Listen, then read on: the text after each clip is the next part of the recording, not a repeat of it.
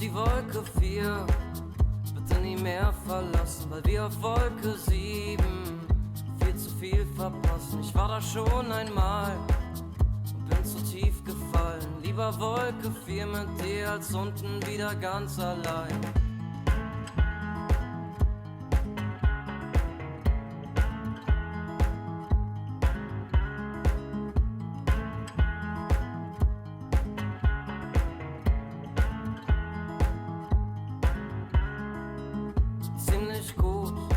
Das so gemeistert haben, wie wir die großen Tage unter kleinen Dingen begraben.